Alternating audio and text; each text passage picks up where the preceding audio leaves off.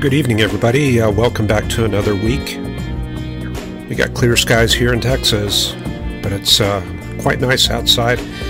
Not much moisture either. I'm pretty sure the dew points are kind of low, probably in the 30s or 40s. I haven't looked at them yet, but anyway, it's kind of nice to see things without all the haze and tropical clouds covering the sky here. Okay, well, some places did get some weather over the weekend. I wanted to thank Larry West for this clip. This is a severe storm somewhere in Alabama. I don't have a location for it, but it was about 3:19 p.m. And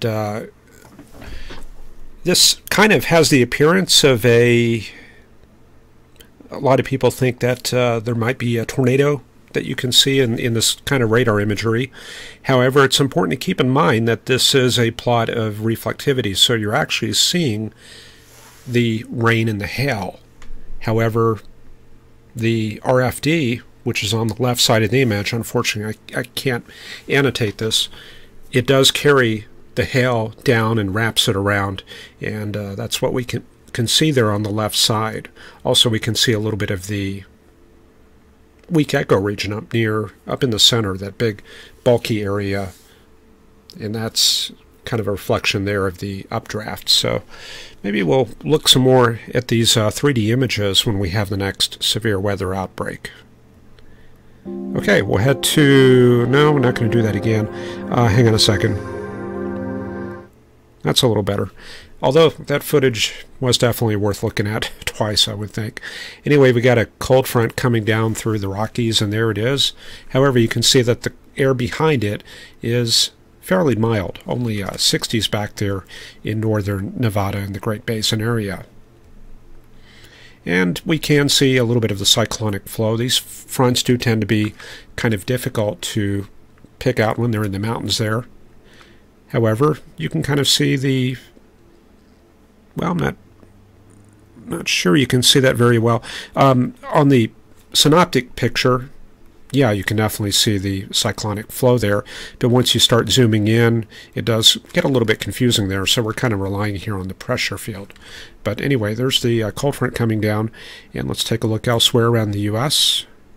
Down in the plains, it is quite nice. There's that north flow there, and the front is all the way down in Mexico once again. And there it is, way down there.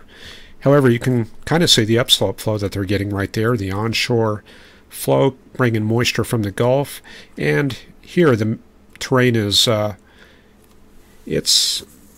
does tend to ascend.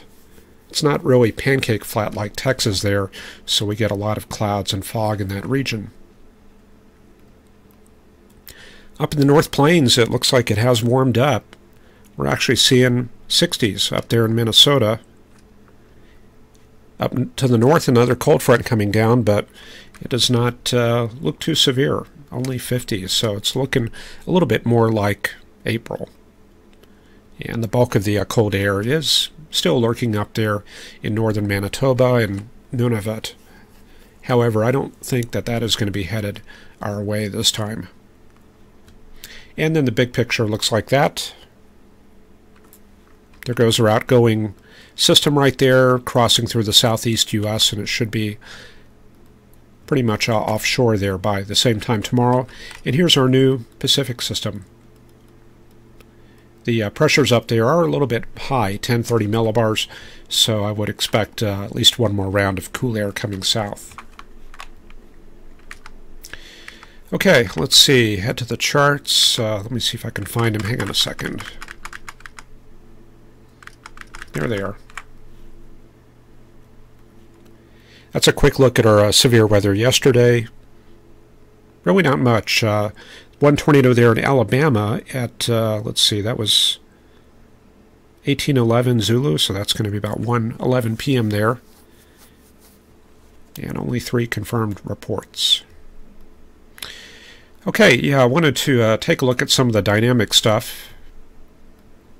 When we look at dynamics, one of the things we're looking for is upward motion.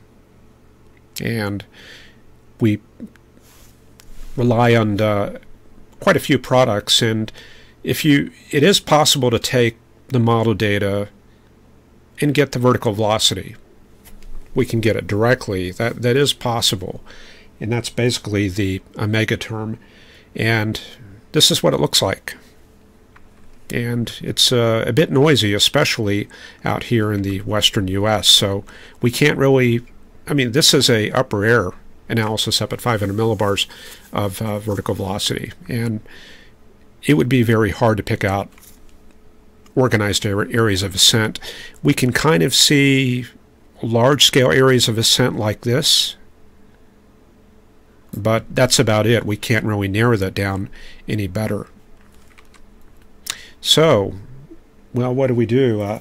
It is possible, instead of using the vertical velocity calculations, it's possible to use a substitution of the geostrophic equation to solve for that. Part of the problem is these vertical velocities are very weak. They're only like centimeters per second. Very slow upward drift. And that's one of the problems. And you compare that with the horizontal winds going 15 to 20 miles an hour. So the vertical motion field gets kind of overwhelmed by the horizontal motion. So we do have to kind of look at other products. And one of them that we bring up from time to time is the vorticity. And this is what this is. Let's see here. Yeah, down in the bottom you can see the scale. We're mostly operating there in the 0 to 30 range. Okay, so that's the vorticity plot. Let me bring it up for the current time. And there we go. So this gives us a little bit better picture, and we can see a shortwave right there. In fact, let me go ahead and draw that. There's a shortwave, and looks like another one here. However, one problem we have here is these models are so good that they pick up cloud processes and convection and stuff like that, and we get a little bit of noise even in the vorticity field. Okay, so one thing that we can do is use kind of a general scale model like the GFS, and that kind of filters out a little bit of it there. And we can see that one shortwave there in the southeast U.S. The vertical motion is not concentrated at the shortwave, it's actually out ahead of it. We get, this is actually the center of a couplet. Here we have the upward motion, and here we have the downward motion, usually trails back behind that vorticity lobe. Okay, so you might be asking, well, if we know what the flow is, can't we just have the computer solve the vertical velocity on that side of the shortwave? Well, you can, but let me show you. Yeah, you get something like this. This is a solution of vorticity advection right there, and you can see that the noise is back. We've got that problem again. We can kind of pick out the higher upward motion right there, but the problem is you're combining multiple terms. One of them is the wind terms, and the other is the vorticity, and once you combine more and more terms, you tend to have more noise and more unpredictable results. That's kind of the same problem we have with stability indices. When they're overcomplicated, you tend to make the index more or less and less usable. So we kind of have to go back to the basics and kind of analyze the shortwaves there by hand and kind of figure out where the let me get this back where it was there. Yeah, so you would plot that and kind of keep that in mind where that upward motion is. And there's some other techniques you can use. One is solving the vertical motion based on divergence and convergence aloft and at the surface, near the surface. That's basically using mass continuity. And what that means is, let me do a blank chart here. Hang on a second.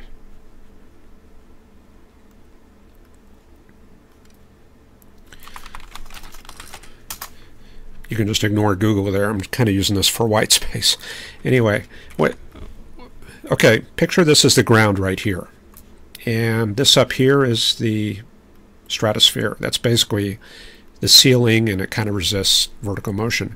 So whenever we have convergence in the low levels, we tend to have upward motion. And there's a term for that. It can be called Ekman pumping or mass continuity there. And when we have that upward motion, we tend to have divergence aloft as it spreads out underneath the stratosphere there.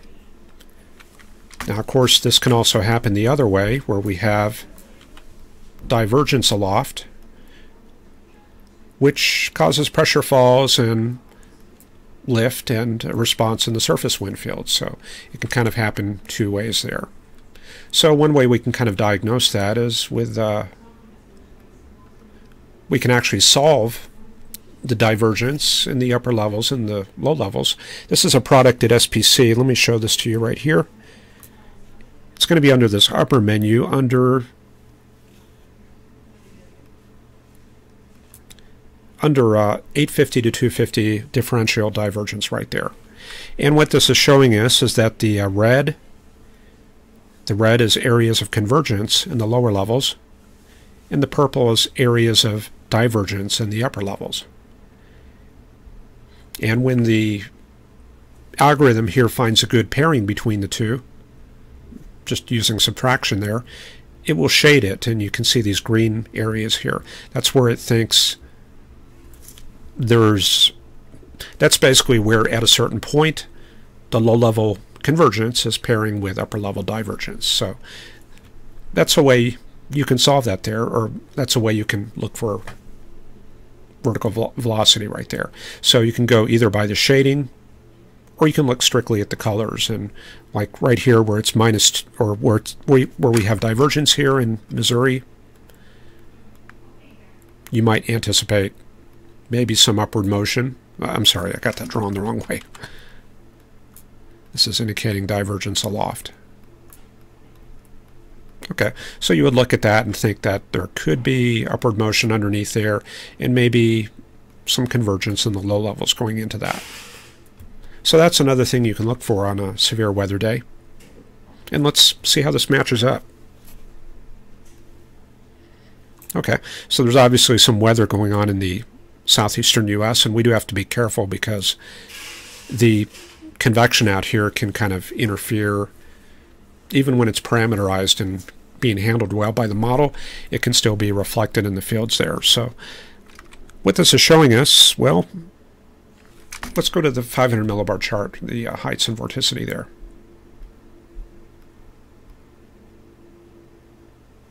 In fact, let me find the GFS one. There we go.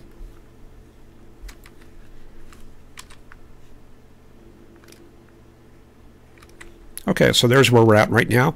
So we would expect upward motion over Georgia and far southeastern Alabama there, and maybe some upward motion in southern Wyoming. and possibly this area right here, northeast or northwestern South Dakota. Maybe some there in western Oklahoma, and possibly some up in Pennsylvania. So let's check that out using the differential divergence. Let's see if I can find that. There we go. Okay, so yeah, the upper motion is definitely reflecting some divergence aloft there. Up in the Dakotas, yeah, there's this area. It looks like it's paired pretty well, and that extends. We looked at the vorticity and found that it probably extended southwestward, and that's being reflected by the divergence fields there. And let's check out Pennsylvania. Yeah, there's something going on there, definitely. It may be lagging a little bit from that area that I identified there. And then out in Oklahoma, looks like the divergence and convergence was too weak to show up, but the velocity did pick out a little small area right there. All right, so that's another thing you can use. And let's see here. Let me get rid of that. Trying to remember why I had this. Okay, yeah, that was the vorticity advection. Yeah, I think we've covered everything. So that's the little dynamics lesson there. So let's head it into the weather. Here's the 1,000 through 850 thickness and isobars. Looks like we got a front coming out of the northern Rockies there. It's probably set up something like that right there. And of course our system there, we can see a little bit of thermal troughing in the lower Mississippi Valley and some thermal ridging in the Carolinas. So in between, probably got a front something like that. Looks like it's centered around Atlanta. Warm front extending east from there and cold front south from there. And there's that strong high pressure area. And it looks like we actually got another front coming south, moving through Winnipeg and Thunder Bay, coming up on Moosonee. And there's the warm front. And this appears to be moving towards the northeast U.S. All right, let's see. Continue on, and I guess we'll look at the upper level patterns. There's the 250 millibar analysis for this morning. And that's showing our low there in Tennessee. We've got a southern stream there.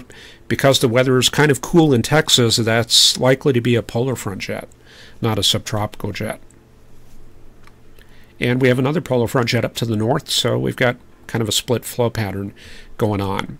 And we've got this very strong wave digging through Idaho. And since the, let's see, where's the long wave? I guess probably off the East Coast there, and maybe some of it extends back into the U.S. And I think because of that, this wave here may dig a little bit to the southeast. And then we'll check out our moisture there at 850. Obviously, we've got offshore flow, so that's clearing out the moisture. Dew points are down below freezing again. However, down at Monterey, they're up near 60, so the moisture is lurking just to the south.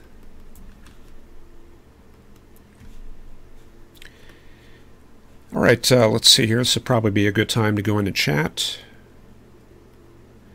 And I've got some visible imagery, and I guess since we have weather in the northern plains, we can focus on that region. Looks like a few, yeah, these are definitely convective. See those little CBs there moving through the Scottsbluff area, probably along that cold front in that region right there. And up in the Dakotas, you can see low clouds from the warm air advection in that region. And then back in this region, there's the occlusion, maybe an upper level low in that area, but it's definitely kind of unstable back there. A lot of cumuliform clouds showing up, and even some showers extending back up into Montana there. Okay, we got, let's see, Robert Pleasant, 60 in eastern Tennessee. Carl Burkhoff is here, and Shirley Keast, 54 in Michigan. Electric Dog reporting 56 in overcast in Chicago. Spring arrives, yeah, it'll be here. It's just about here. It's showing up on that GFS. David Lumbert, hoping the low pressure will spin out of northeastern Arkansas tonight. Looking for clearing there. Ron Chalfant reporting a beautiful day in Southern California, 75 and clear. And looks like he got some use out of the digital atmosphere video. Good to hear that. David Moore, 80 degrees, northeast winds in northwest Texas. SPC calling for marginal severe storms in David's area. Christian Flock, 72 in Yukon, Oklahoma. We've got Fun with Tech here and Alexi Pinkson-Walsh. Rat from Tucson, 94 and sunny, so it's definitely warmed up there in the southwest U.S. We've got Burl H here. Alexi reporting 79 and clear in central Texas. Adam Davis made it up to 70 and clear in Pennsylvania. Sue M is here, and Ryan also reporting storms in South Florida. Quite a bit of rain. Megan John, 65 in Minnesota. Willie Greenway is here. Not sure I've seen that name. Welcome to the webcast. Megan John saw a video of a waterspout coming on shore in Florida. I've not seen that yet. Have to check that out. Mike Estwick was homesick, 69 in Denver thunderstorm. Fun with Tech is suggesting hit the like button, and yeah, that's definitely appreciated. 27 watching and only 8 likes. And Mike Estwick recommending the books, and I appreciate that. Weathergraphics.com is where the books are. I should make a card up so I can pop that up there. Willie Greenway, Snellville, Georgia, 35 northeast of Atlanta.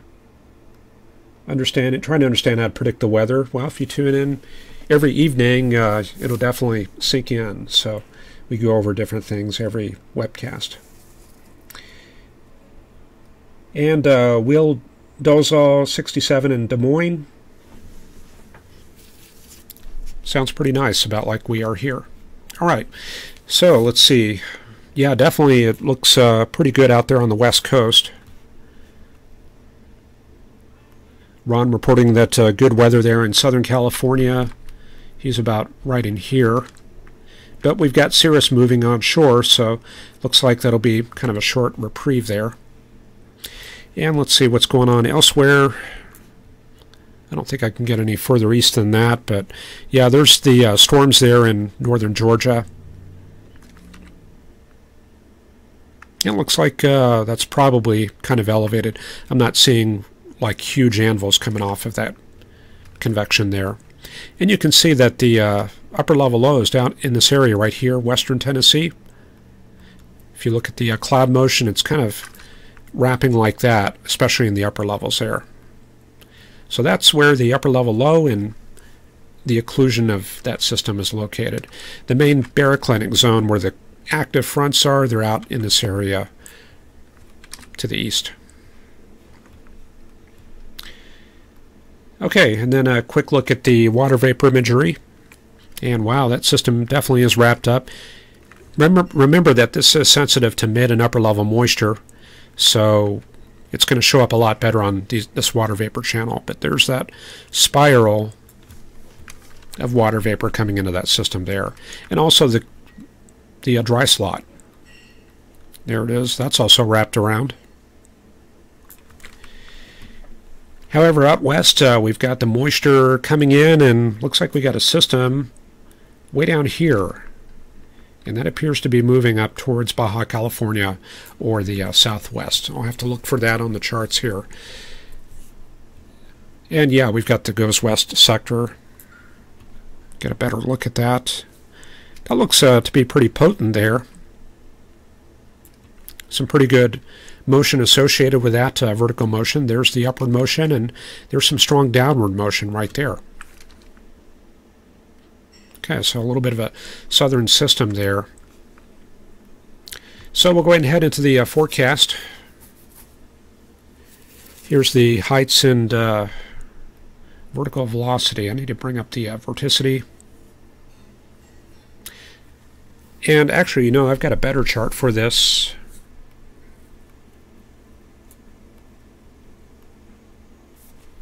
Yeah, there we go. There's the North American chart. So there's that southern system right there. Looks like it's just kind of a low there. Probably was a cutoff low, maybe. Don't often see systems like this that far south, but we'll roll this forward up to tomorrow when we do the webcast.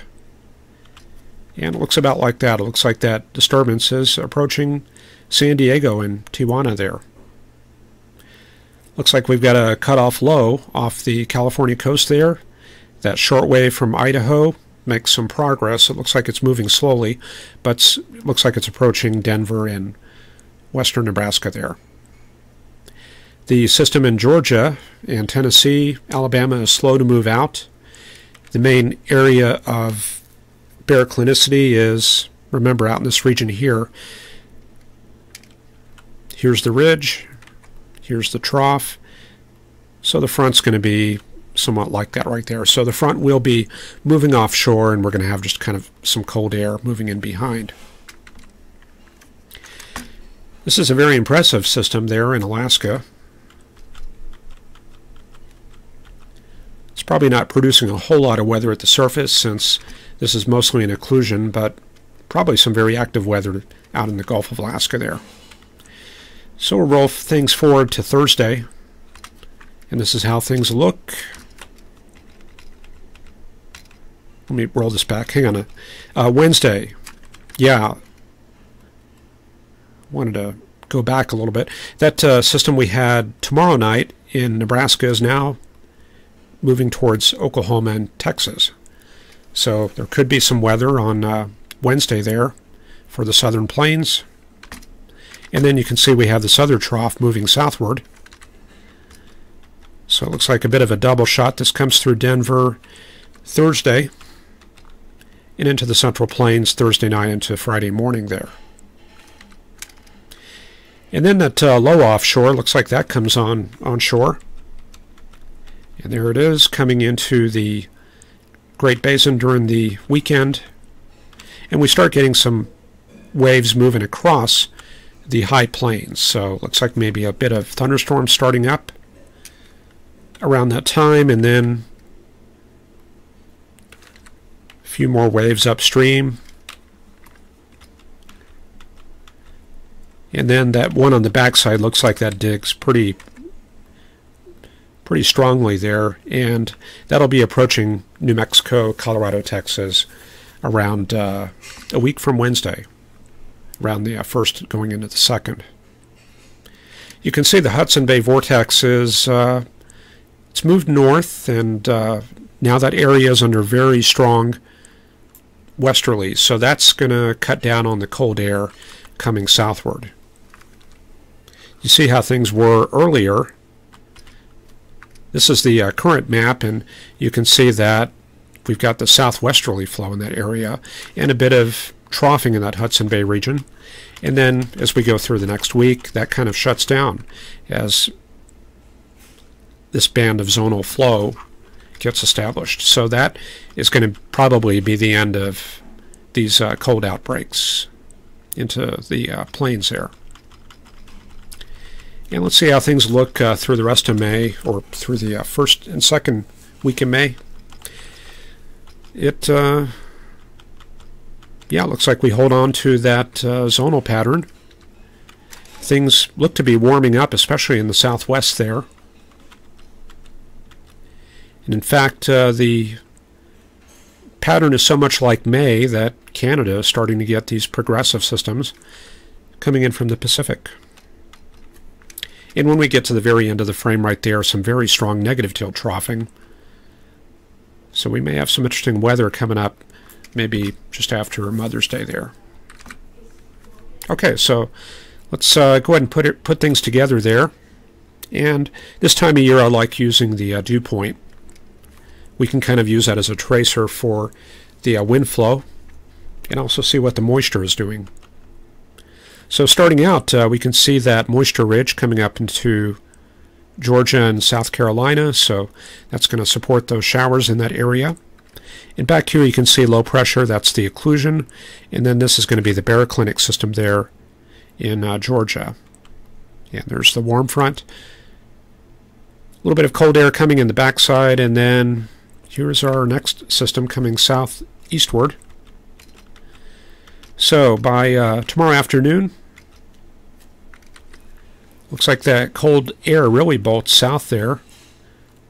So looks like Denver is actually going to dry out a little bit and cool down with that high pressure moving southward. Maybe a chance for storms there around Amarillo, Plainview, Lubbock, Elk City, Tucumcari. You can kind of see how the moisture is kind of streaming north and then to the west.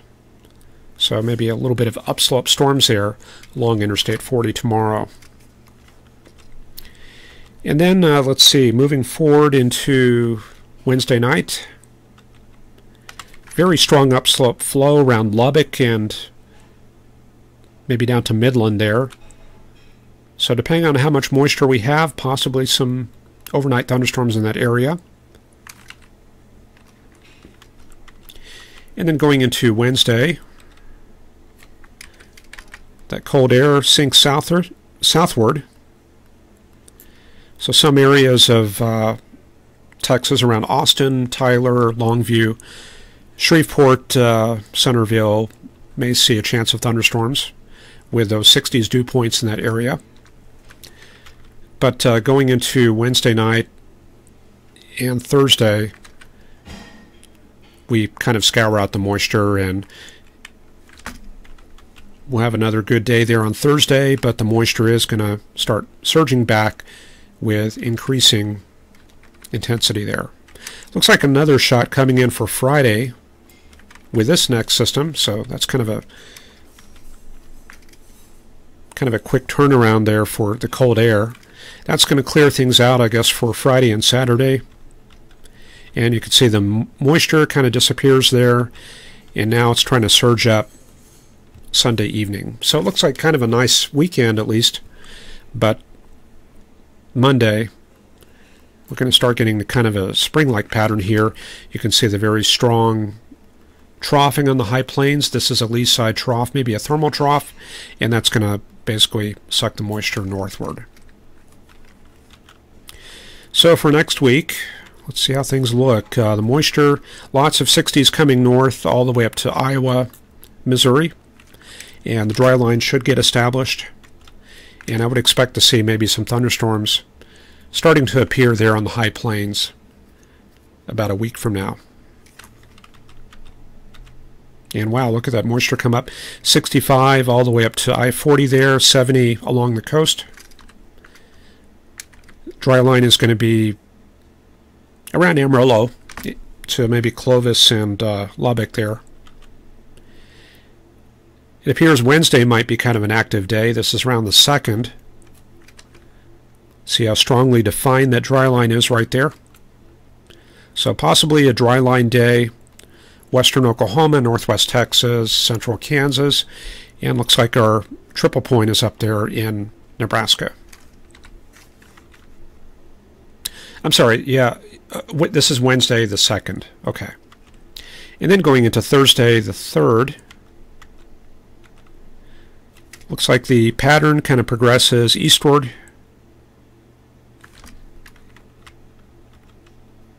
Looking for a frame at peak heating. I guess we don't have one, but I think it looks kind of active in eastern Oklahoma and maybe in the Dallas area.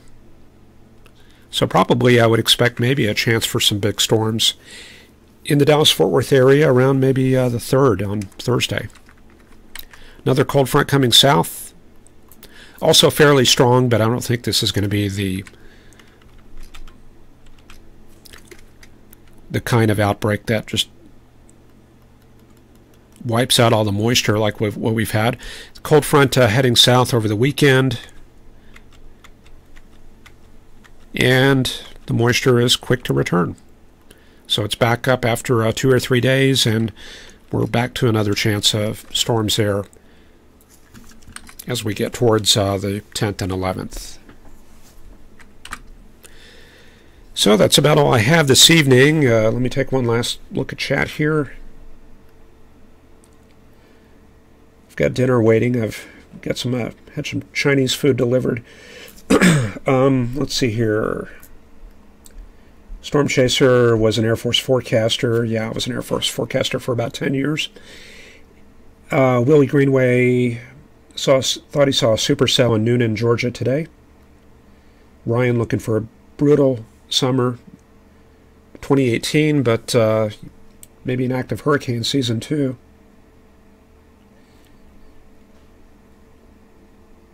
Ryan looking at the moisture there on the loops, high dew points.